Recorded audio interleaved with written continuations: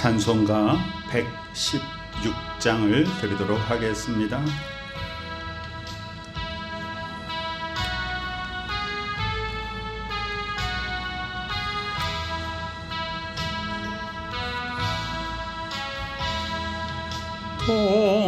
동방에서 박사들 귀한 예물 가지고 산을 넘고 물을 건너 별 따라와도다. 오 단일 밤의 밝은 별 아름답고 빛난 별 아기 예수 계신 곳에 우리 인도하여라. 베들레헴 임금께 나는 황금 드리네. 영원토록 모든 백성 다스려 주소서. 오 단일 밤의 밝은 별 아름답고 귀한 별 아기 예수 계신 곳에 우리 인도하여라. 거룩하신 구주께 나는 유향 드리네. 만국 백성 찬송 드려 만유주 섬기세. 오 단일 밤의 밝은 별 아름답고 빛난 별 아기 예수 계신 곳에 우리 인도하여라. 주의 죽을 몸 위해 나는 노력 드리네. 세상 모든 죄인 위해 십자가 지셨네. 오 단일 밤의 밝은 별 아름답고 빛난 별 아기 예수 계신 곳에 우리 인도하여라. 다시 사신 구주님 왕의 왕이 되시네. 할렐루야 할렐루야 모두 다 부르네. 오 단일 밤의 밝은 별 아름답고 빛난 별 아기 예수 계신 곳에 우리 인도하여라. 아버지 하나님의 귀한 은혜 감사드립니다. 하나님께서 저희들에게 우리 구주 예수 그리스도의 십자가의 보혈의 권세와 부활의 능력으로 구원에 이르게 하여 주시고 하나님의 자녀됨을 회복하게 하여 주시며 주님의 보호하심 따라 살게 하여 주시니 감사드립니다. 동방박사들이 아기 예수님께 귀한 예물을 드렸던 것처럼 우리도 예수 그리스도께 우리의 삶을 드리게 하여 주시며 그리스도 예수와 동행하여 하나님과 동행하는 자에게 주시는 하늘의 귀한 복락이 우리 가운데 넘치는 삶을 살 수 있도록 주께서 축복하여 주옵소서. 우리들의 건강을 지켜주시고 심령의 평강을 지켜주시고 우리의 삶의 모든 일에 형통함을 지켜주시고 우리의 모든 환경을 하나님께서 붙잡아 주시고 우리가 늘 담대하게 기쁨과 감사함으로 하나님의 자녀의 권세를 누리며 살아갈 수 있도록 복의 복을 더하여 주시옵소서. 우리 구주 예수 그리스도 귀하신 이름으로 간절히 기도드리옵나이다. 아멘. 오늘 2021년 1월 13일 수요일 저녁에 우리에게 주시는 말씀은 마태복음 2장입니다.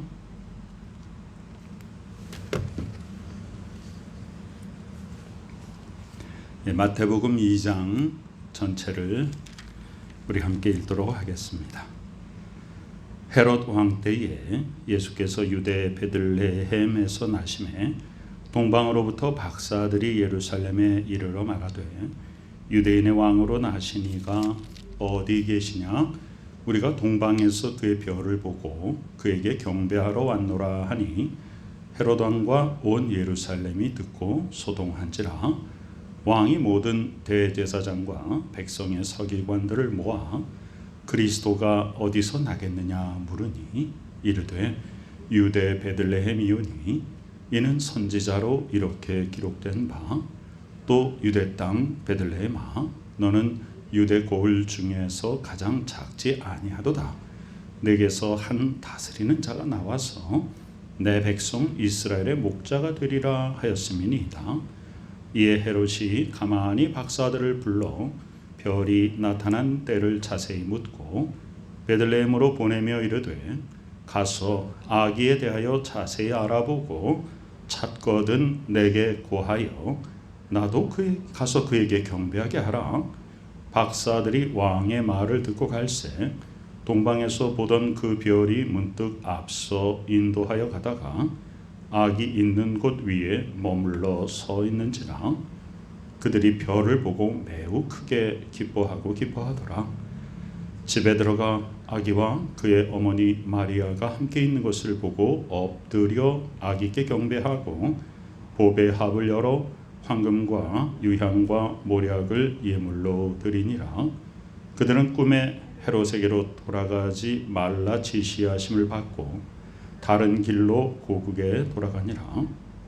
그들이 떠난 후에 주의 사자가 요셉에게 현몽하여 이르되 헤롯이 아기를 찾아 죽이려 하니 일어나 아기와 그의 어머니를 데리고 애굽으로 피하여 내가 네게 이르기까지 거기 있으라 하시니 요셉이 일어나서 밤에 아기와 그의 어머니를 데리고 애굽으로 떠나가 헤롯이 죽기까지 거기 있었으니 이는 주께서 선지자를 통하여 말씀하신 바 애굽으로부터 내 아들을 불렀다 함을 이루려 하심이라.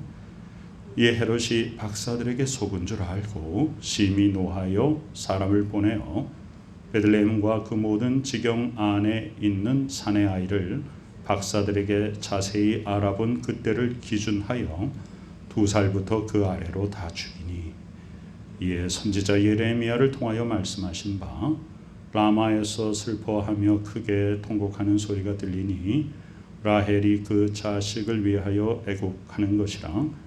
그가 자식이 없으므로 위로받기를 거절하였도다 함이 이루어졌느니라. 헤롯이 죽은 후에 주의 사자가 애굽에서 요셉에게 현몽하여 이르되 일어나 아기와 그의 어머니를 데리고 이스라엘 땅으로 가라. 아기의 목숨을 찾던 자들이 죽었느니라 하시니 요셉이 일어나 아기와 그의 어머니를 데리고 이스라엘 땅으로 들어가니라. 그러나 아켈라오가 그의 아버지 헤롯을 이어 유대의 임금됨을 듣고 거기로 가기를 무서워하더니 꿈에 지시하심을 받아 갈릴리 지방으로 떠나가 나사렛이란 동네에 가서 사니 이는 선지자로 하신 말씀에 나사렛 사람이라 칭하리라 하심을 이루려 함이로라. 아멘. 이 동방박사의 기사는 마태복음에만 기록이 되어 있습니다. 먼저 마태복음이라는 복음서는 유대인들에게 바로 예수님이 왕으로 오실 그분이다, 구약 성경에 예언된 그분이다, 그것을 중심으로 전파하는 그런 책이다 그랬죠. 그래서 이 마태복음에는 복음서 중에서 가장 많이 구약 성경이 인용되었고요. 그 어떤 사건마다 구약 성경을 인용해서 제시를 한 다음에 거기다 그 밑에 뭐라고 쓰냐면 이렇게 하신 말씀을 이루려 하십니다라는 말을 빼놓지 않고 씁니다. 즉 이 마태복음은 예수 그리스도께서 태어나신 것, 활동하신 것 모든 것이 그저 그냥 이루어진 일이 아니라 구약 시대에 이미 예언된 것을 성취하신 것이다 라는 것을 아주 크게 우리에게 강조하여 가르쳐주고 있는 것이죠. 자, 동방 박사들 어디에서 왔는가라고 하는데 많은 의견들이 있습니다만은 성경에서 그것을 어느 나라라고 제시하진 않습니다. 되게 우리가 한 페르시아에서 오지 않았을까 이런 얘기들도 많이 하고 혹은 더 먼 곳에서 오지 않았을까 이런 얘기도 하지만 하여튼 고대 사회에서 교통과 통신이 발달하지 않은 시대에 상당히 먼 길을 아주 오랜 시간에 걸쳐서 온 것은 사실이죠. 자, 동방에서 박사들이 왔다. 우리 그 성경은요 번호나 혹은 기역 니은 이런 그 주석 부호들이 달려 있습니다. 그래서 아래 하단에 몇 페이지마다 그 난하주가 있죠. 거기에 보니까 박사들이라는 곳에 1번 반가로가 돼 있고 점성가들이 이렇게 돼 있는데요. 이 사람들은 별을 연구하는 사람들이었습니다. 그래서 고대 사회에서는 그런 과학자와 또 일종의 주술적인 일들을 행하는 사람들 간의 경계가 모호했기 때문에 여기에 점성가들 혹은 박사 이렇게 표현을 했던 것이죠. 이 사람들은 별의 좀 독특한 그런 움직임을 보고 이것은 왕이 날 징조다 이런 그들의 그런 판단을 가지고 그 별을 따라서 먼 길을 온 것입니다. 그런데 그 별을 따라서 예루살렘에 와가지고 유대인의 왕으로 나신 이가 누구냐라고 이렇게 찾습니다. 그러니까 영적으로 볼 때 예수 그리스도께서 그 십자가에 못 박히실 때 그 십자가에 붙여 있는 죄패가 바로 유대인의 왕이죠. 그러니까 예수님은 태어날 때부터 이 정치적으로는 굉장히 반대편에 섰던 사람입니다. 그러니까 정치의 권력을 가지고 있는 사람에게 굉장히 경계의 대상이 됐던 것이에요. 그러면 유대인의 왕이다. 그럼 현재 여기 왕이 누굽니까?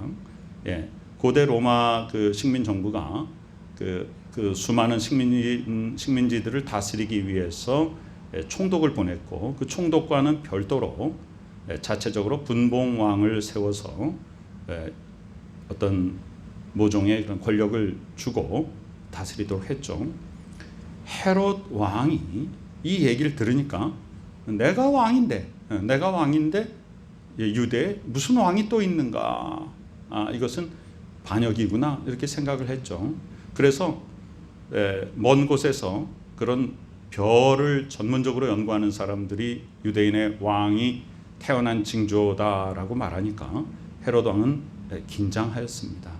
그래서 그 당시에 고대 국가의 그런 권력자들은 자기의 권력이 아닌 다른 권력이 생겨나면 제거하는 것이 그 시대에는 늘 있어 왔던 일이니까 헤롯 왕은 그 아기가 누군지 제거하겠다 이렇게 생각했던 것이죠.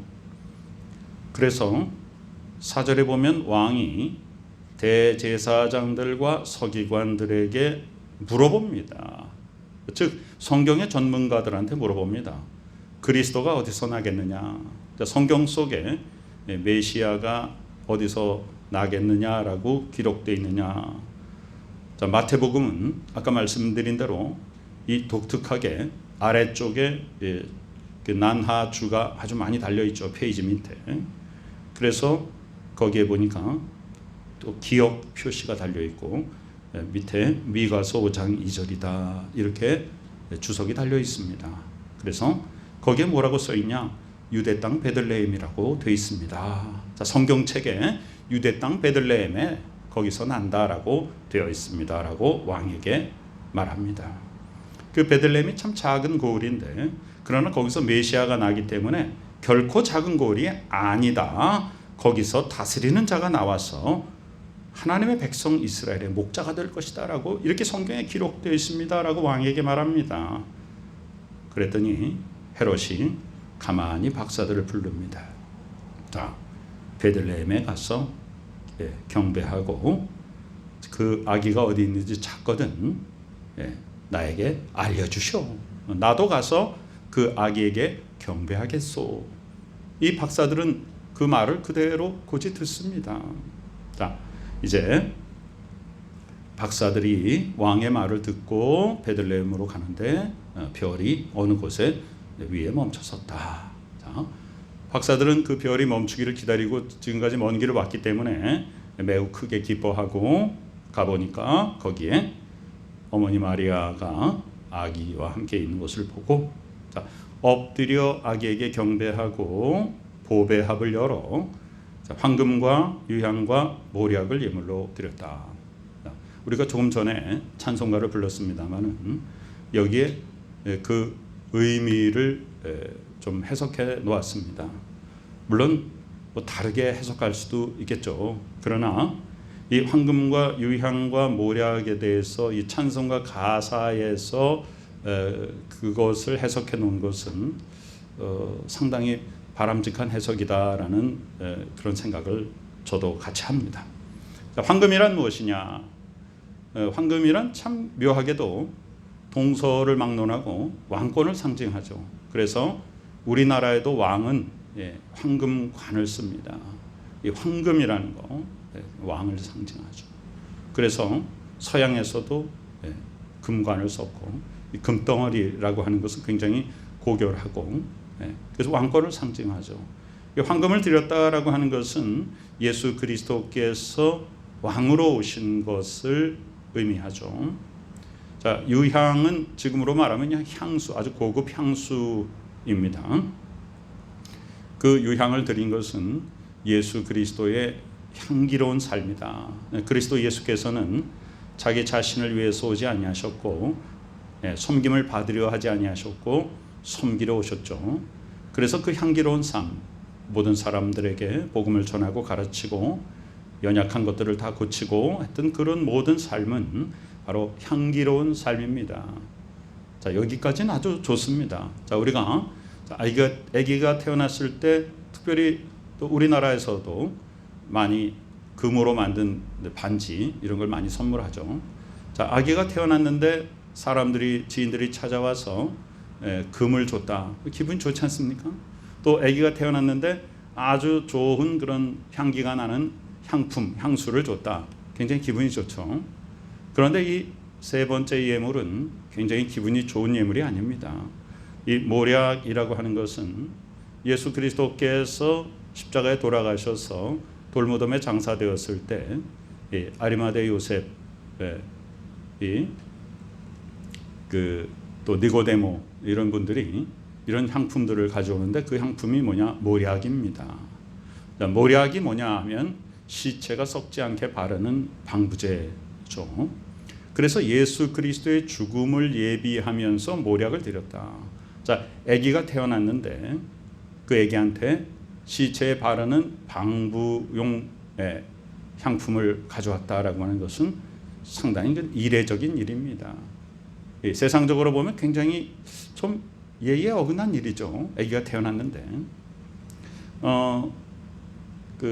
이 세상에서 어떤 광고 카피였던가요? 그런 말이 있습니다. 이 세상에 죽으려고 태어난 아기가 어디 있는가, 무엇을 소개하는 것인지 모르겠습니다만은, 그런데 사람들에게 그것은 반문하는 거죠. 이 세상에 죽으려고 태어난 아기는 없다, 그런 얘기인데 예수님은 죽으려고 태어난 아기죠.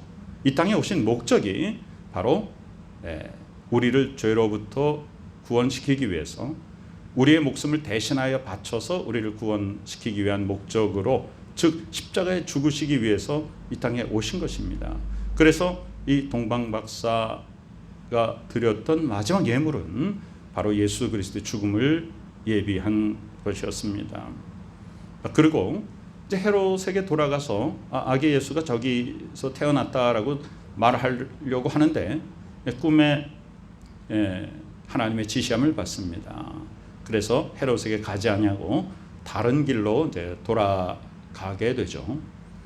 그 이후에 예수님의 육신의 아버지 요셉에게 또 하나님께서 꿈에 나타나셔서 말씀하십니다. 헤롯이 아기를 찾아 죽이려고 하니까 다시 이제 이야기할 때까지 이집트에 가서 피신해 있어라. 그래서 요셉이 그 아내 마리아와 아기 예수님을 데리고 이집트로 피난을 갑니다. 이집트에는 곱틱 교회라고 하는 또 별도의 그런 교단이 있죠.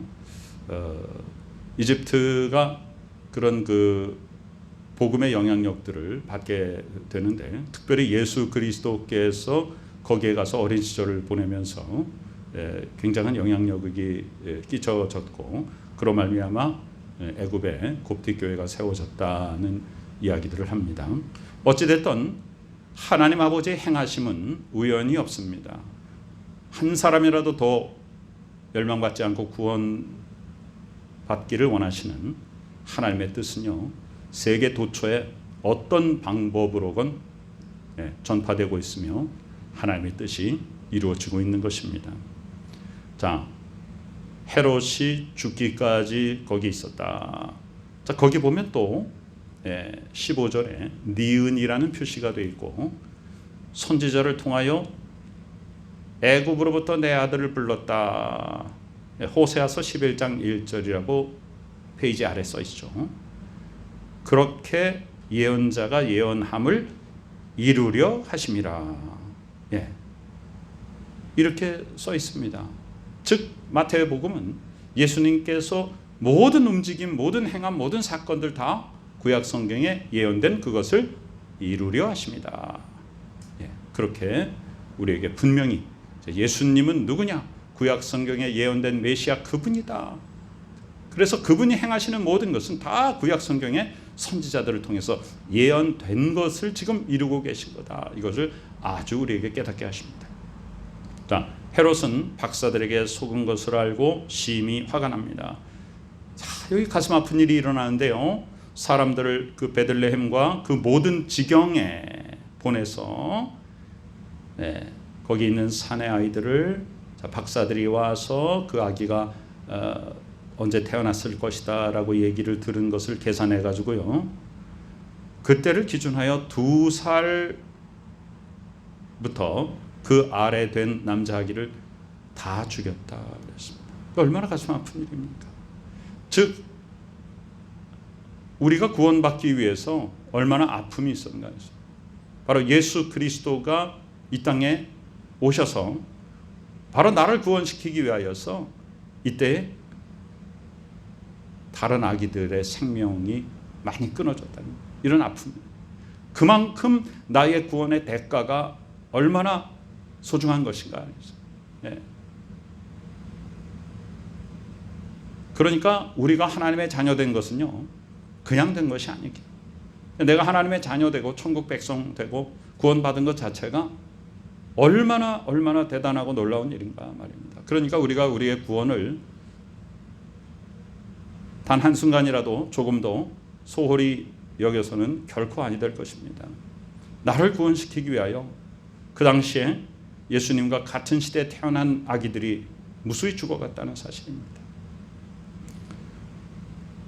마태복음은 예외 없이 여기서도 구약성경 예레미야서를 인용해서 말합니다. 선지자 예레미야를 통해서 말씀하신 그것이, 자, 애곡하는 것, 자식이 없으므로 위로받기를 거절하였다 함이 이루어졌느니라. 이렇게 모든 것 하나하나를 구약 성경에 예언된 것이 이루어진 것으로 그렇게 기록하고 있죠. 자, 이제 그 헤롯이 죽었습니다. 우리가 그 헤롯은 대헤롯이라 그러죠. 그 헤롯이 죽은 후에 주의 사자가 다시 애굽에서 살고 있는 요셉에게 꿈에 나타나서 말씀하십니다. 자, 이제 헤롯이 죽었다. 일어나서 이스라엘 땅으로 다시 돌아가라. 아기의 목숨을 찾던 자들이 죽었다. 이렇게 전하죠. 그래서 요셉이 일어나 아기와 그의 어머니를 데리고 이스라엘 땅으로 들어왔습니다. 그런데 대헤롯의 아들 아켈라오가 다시 왕이 되었죠.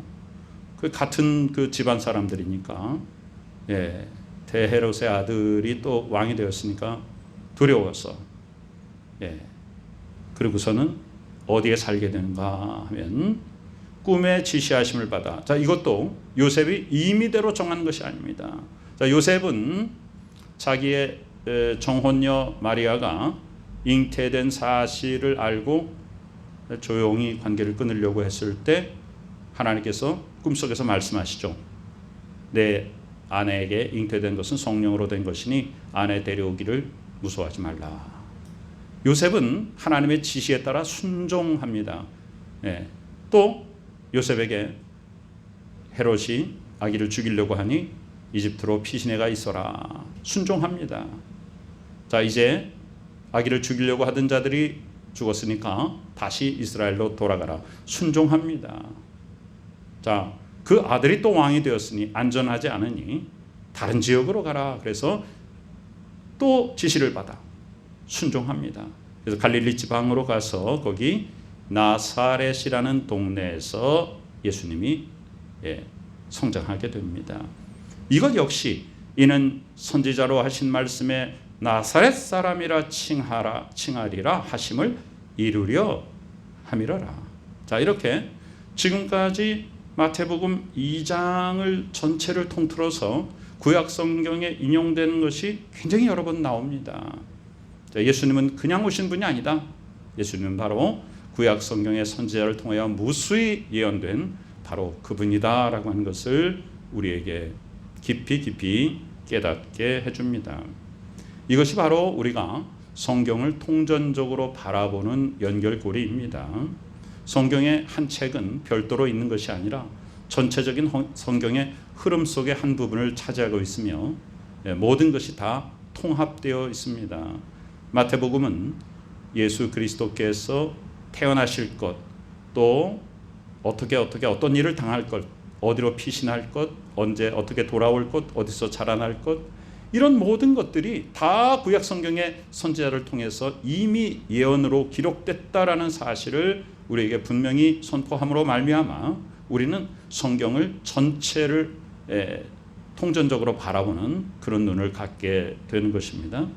오늘도 하나님께서 우리에게 하나님의 섭리와 계획 속에서 하루를 살게 하여 주시고 이 저녁 시간에 하나님의 말씀을 받들어 우리로 하여금 예수 그리스도의 왕되심과 예수 그리스도의 복되신 은혜로운 삶과 예수 그리스도의 십자가의 죽으심을 통하여서 바로 내가 구원받았음을 깨닫게 하십니다. 또한 예수 그리스도께 우리도 우리의 모든 삶을 들여서 예수 그리스도를 섬기며 그리스도의 제자로서의 거룩한 삶을 살기를 하나님께서 원하십니다.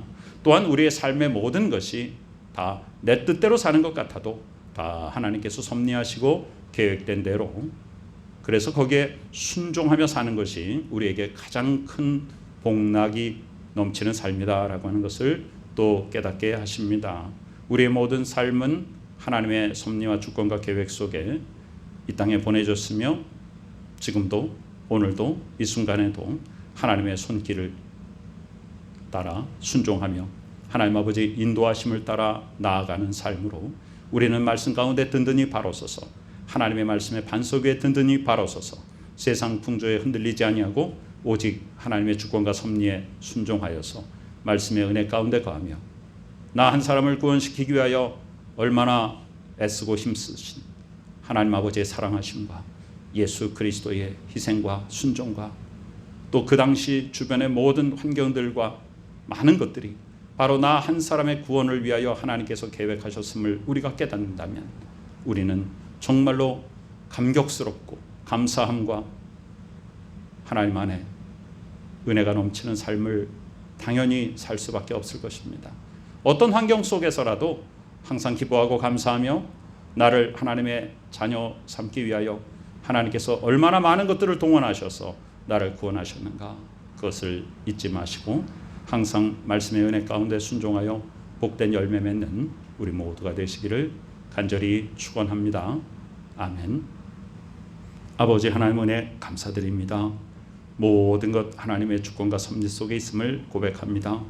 나 한 사람을 구원시키기 위하여 얼마나 하나님께서 많이 애쓰고 힘쓰셨는지 우리가 그것을 잊지 않게 하여 주시고, 우리 구주 예수 그리스도 이 땅에 오신 것 자체가 십자가를 지러 오셨음을 우리가 잊지 않게 하여 주시고, 항상 하나님 아버지의 섭리와 주권 속에 귀를 기울여 주의 음성 듣게 하여 주시고, 주의 음성 따라 절대 순종하여서 하나님의 말씀 가운데 든든히 바로 서서 복된 열매 맺는 저희들이 되게 하여 주시옵소서. 지금은 우리 구주 예수 그리스도 귀하신 은혜와 하나님 아버지 크신 사랑하심과 성령님의 놀라운 역사하심이 이 시간에 말씀의 은혜 가운데 거하며 그리스도 예수의 십자가의 그 죽으심과 또한 부활의 권세 가운데 우리가 구원받고 하나님의 자녀된 그 사실에 대해서 항상 감사와 감격 가운데 살아 이 땅에서 하나님이 기뻐하시는 복된 열매 맺는 삶을 살아가는 존귀한 하나님의 백성들의 머리 위에 지금부터 영원까지 함께 계시옵기를 간절히 축원하옵나이다. 아멘.